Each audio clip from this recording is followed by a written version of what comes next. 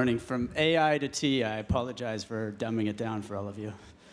Yeah, do AIs like tea? Well, we should have brought Siri out to ask. That's right, yeah. So, how many people here know David's tea? That's all good. Right. How many people here know it because you just had some over there? So awesome. David is the co-founder of David's Tea, very successful and rapidly growing beverage company. IPO a month ago, and I think the last time I checked, 161 stores. We'll be up around 180, 190 by the end of the year. Wow, yeah. That's amazing. And about a fifth of those in the U.S. Yeah, roughly. Yeah. And so, is most of your expansion going on in the U.S. right now? It's about no, it's still mostly Canada, about 2/3 Canada, 1/3 U.S. Right. for now, but that'll slowly change over time. And you brought on Sylvain Toutant as CEO. Yes. And he has a background in coffee and tea from other places. When did you bring Sylvain on? Sylvain joined us about a year ago. All right. Yeah. So until then, you were leading the company? No, I led the company till we had about 70 stores, and then we brought in a private equity group, Highland Capital, right. And we brought in some professional management at that point. And the CEO was an ex-McKinsey partner. He was the head merchant for Staples, Harvard MBA guy. Brought him in, Boston-based. He was great. I really enjoyed working with him. He was there for about 2 years, and yeah, friends with him to this day, yeah. So you started with one store? One store on Queen Street in Toronto, yeah. How long did you run that? We had that one, I think, about 8 months, and then we opened one on Mount Royal Street here in Montreal. And was your intention always to be a franchise? Well, we're not a franchise. It's a multi-store chain. Multiple stores. No, I mean, yes, I obviously wanted to have more than one store, but I never imagined it would go this quickly. It caught on. People loved it. So the decision to do it in Montreal next was so that you can learn how to scale, or why did you choose a different We figured city? if you can make it work in English Canada, and then you can make it work in French Canada, then you can make it work in Canada. Montreal was our backyard. We were here. Our office was here. I actually lived in the Plateau at the time, so it was really convenient. I lived about a 5-minute walk from the store. And the one on Queen Street, Hirsch, my partner, had a Le Chateau store there, and he had a little section that he could carve out. So Queen's a great street, and it was a great test for us. And so your MVP for Toronto was actually in the back of a Le Chateau store? Pardon me? It was at one time. Yeah, we've moved since then. Yeah, that's a good sort of pop-up tea shop. Yeah. No, it was good. We had storefront, and you know, we all went down there and we scooped tea and shook a lot of hands. So did you? Did you set out to say, I want to try lots of different businesses, or did you just decide this is the thing you wanted? How did you decide on tea? I'd been a bit of a serial entrepreneur. I had tried other businesses. I did love tea as a kid, and I was always into it. And I was coming off a business that didn't work, actually. What business was that? It was in software. It was around the fitting rooms. We were capturing what people tried on versus what they sold, and we had this conversion rate at the fitting room. And the idea was, when you like the look of something, you try it on, and then you're evaluating fit. And it was one of these things where it was a great idea, and we pitched it to every single clothing chain in North America you can think of. I've been in all their boardrooms, and everybody loved it, and they're interested, which I think is a terrible word, interested. It's like, I want a purchase order. But nobody bought it in the end. I mean, we piloted it on Macy's at 34th and 7th, but I learned from that experience that there's a big difference between a good idea and a good business. What's the difference? Well, people have to pay you for what you're selling. So I know this is mostly a software show, and this will probably resonate with a lot of you guys, but the long sales cycles drove me absolutely nuts.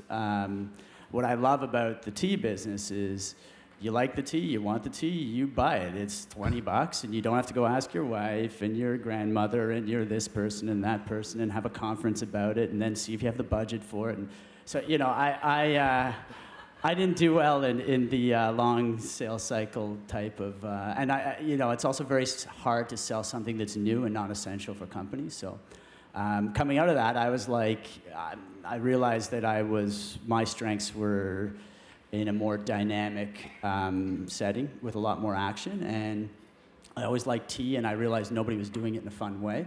You had sort of British tea shops or more Asian-inspired tea shops, none of them on main streets in the country or any of the main malls. And I was actually working for my cousin at the time because I needed a job, because my girlfriend at the time, now my wife, was like, you need a job.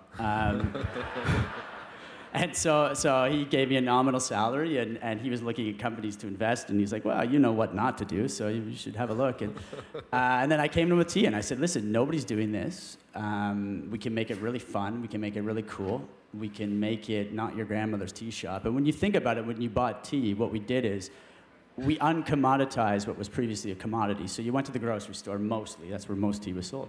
And you looked at a picture on a box, and a price point, and there were 8 varieties of basically there's 20 brands. So there's Earl Grey and 20 versions of Earl Grey, and mint and 20 versions of mint. And so what we realized is tea is really anything you put in hot and cold water that's not coffee. That's the way we think about it in North America, even though it's really a plant. And so it was kind of like cooking. We realized you could have this whole plethora of flavors and really explore them and engage your senses. And so yeah, we bought some teas and opened a store and out there sampling on Queen Street and like I said, we shook a lot of hands and started to get a lot of people into it, and we built some momentum, and it went from there. When did you decide to call it David's Tea? I hated the name at first. That must have been a weird meeting. Like, David, you're not allowed to vote on this one. So we hired it was a couple. They had come back they had a marketing agency in Sweden that was very successful, and they had recently moved back, and they had a young kid at the time. They now have 2 kids, and they were just looking for a fun project, and Hirsch knew them actually, and I got on with them very well. We started working together. And we thought of all kinds of names. In fact, one of them was the tea, like the Boston tea. One of them was like Jules and Juliet's tea, or some, I don't even know. They basically couldn't come up with a name. I mean, it took a while. And in the end, they kind of threw their hands up in the air and then said, just call it Dave's Tea. And I said, no. And then actually it was Hirsch who came in the next day and said, nah, you want to have a beer with Dave. You want to have a tea with David. So before I was David, I used to be Dave. And anyway, but what we did is when you think about it in hindsight, I mean, I believe you make the name. I don't know how much the name really matters, but it should be intuitive. And I think that's what was smart about David's Tea. Tea was perceived as relatively complicated and sort of this mysterious thing. In fact, most tea shops you went into in those days, you kind of had to whisper. And you felt like you needed to know something about tea to go in there. It was a ritual, right? Right. So David's Tea was obvious. You know what it is. It's tea, and it's this guy, David. And David's also a common name, and that often transcends culture. There's a lot of Davids in different cultures. So it made sense in that respect. And the way we shaped the brand was, you'll never see a photo of me. It's really it's David. It's its own entity. It's the David of the brand. So it worked out, and we were able to build on it, and it caught. All right, let's talk a little about growth. Sure. The subject of this, what I really want to explore is how that changes. So, Sure. when you got to 70 stores, you brought in management. When you went to do the IPO, you brought in a CEO that had done the management stuff and wanted to take you through that process. How did you find the people to build your team as you grew? Well, there are different stages, and you find different people along the way. Early on, I mean, ironically, probably the 2 most influential people in the company I found on Craigslist. I'm serious. One was, you end up finding, I would classify it as you start off with, you find some misfits that kind of come together. And so like the first person that I ever hired was as my admin assistant.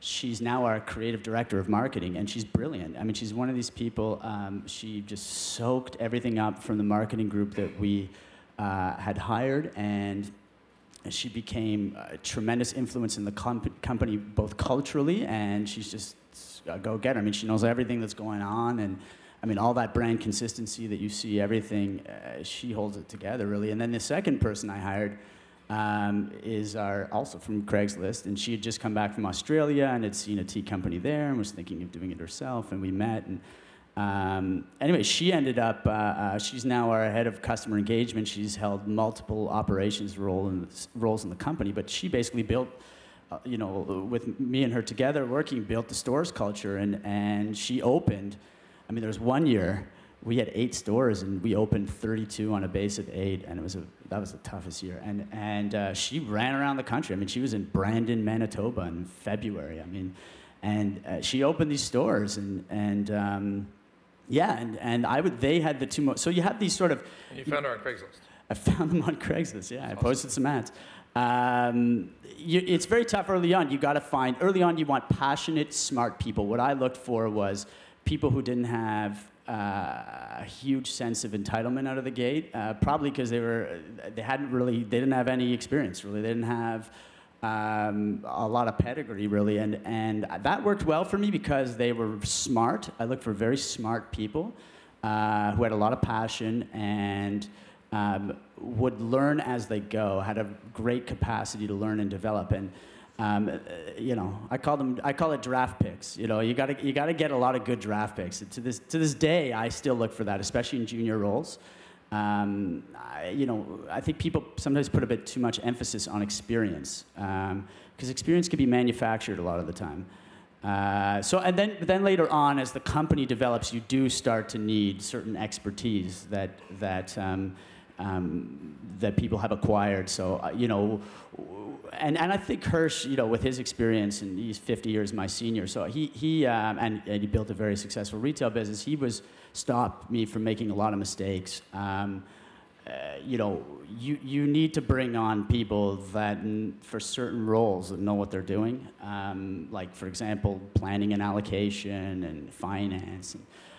So then we started to bring on more and more people that came from local people in Montreal. And then we hit a point where we really needed some structure and processes. What was the point that made that happen? Was there I think when you're running, the straw is when you have to communicate across. It's the difference between running a militia versus an army. When you run a militia, you yell, "Go there," and everybody goes there. When you run an army, you yell, "Go there," and half the people don't hear you. So you start to need process, and what all process is a structured way of communicating and a structured way of executing on ideas. So who were your investors when you hit that 70-store inflection point?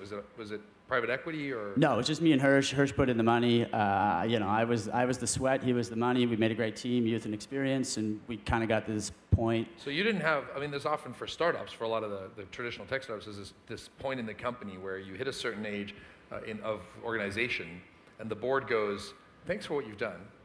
You can go be chairman. We're going to bring in adult supervision now," right? That often, and it doesn't sound like you were forced. It sounds like you kind of went there because you knew it needed to happen. I warmed up to it. I'd be lying to you if I told you I was like, "This would be amazing." I was nervous about it, like any entrepreneur. What was your big fear at the time? Well, you don't want to get pushed out prematurely while you feel you have something to offer. And in my case, actually, it worked out great. What happened was we brought in an all-star CFO, who's still our CFO, actually. The CEO, Jevon Eagle, was phenomenal, and we brought in a chief operating officer from Starbucks, and I learned more in the 2 years. I embraced it. You can either take your ball and go home and take a suck, or you can sort of embrace it and see what you learn out of it and put your ego aside. So did Hirsch come to you one day and say, "It's time"? Or did you guys both sit in a meeting and go, "Wow, that's a lot more paperwork than we can handle"? We came to the conclusion together. I think he was probably there before I was. And it was great. It was like getting a 2-year MBA working with these people. I came into that deal with Highland Capital, an entrepreneur. I came out of it now today with some actual executive management skills. Right. It was honestly like getting paid to do a Harvard MBA. It was fantastic. And had you done a business degree before that? I had done, I did a BCom at McGill, but it's different. Right. You don't. These guys brought expertise from some of the most successful retail organizations in the world. And you learn their processes. You learn the way they. I think the biggest difference is the way they structure their thinking, and the way they organize their day and structure meetings. Before that, a meeting was, let's have a meeting, and it doesn't work like that when you're trying to get things done on a mass scale. So I really appreciated that. So from entrepreneurship to management, really. Yes, yeah. But well, you still need both, though. I mean, you got to be careful. It's a pendulum. It's not one or the other. I mean, one of your questions that you sent me was, when you're a startup, you need innovation, and then when you're successful, I forget the question, but basically you need to maintain the status quo. It's like you're conserving. Well, it's Steve Blank. So Steve Blank, who's like the father of Lean Startup, said a startup is an organization designed to search for a sustainable, repeatable business model. Which, if you accept his definition, you probably don't, but his definition would imply that a big company is one designed to perpetuate a sustainable, repeatable business model. And I think process is how you perpetuate it. So the challenge is really, how do you think companies should balance perpetuating the current business model with finding the new one? I view it a bit differently. So I think that innovation and entrepreneurship is important in any company, regardless of the size. And process is there to help you execute. I mean, the purpose of process is so that you can quickly and efficiently get things done across a wide organization. But a good process should help you move, regardless if it's a massive elephant of an organization or a smaller mammal, it should help you move it quicker. I mean, that's really when you know you have the right, and it should also help you generate that feedback. So our processes are designed to do that. So one of the things that was implied in the thing is you get further away from the customer.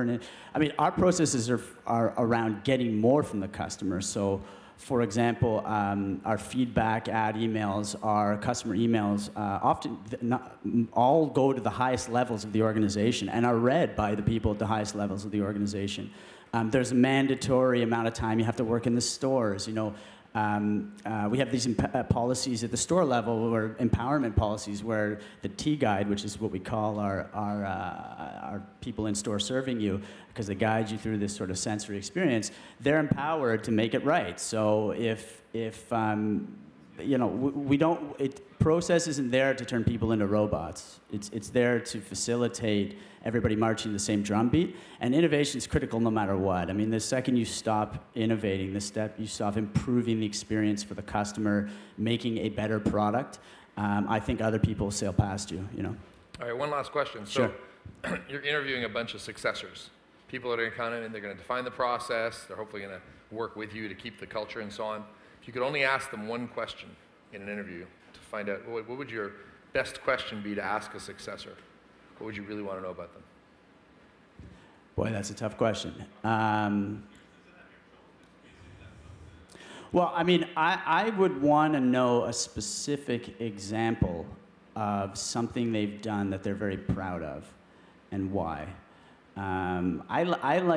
What I look for, especially when I interview senior people, is that they're able to not just talk in jargon, but they're able to give you a concrete, real-life example. So so when we interviewed Staples guy, he was the head merchant and marketer for Staples, and we asked that question, and paper shredders.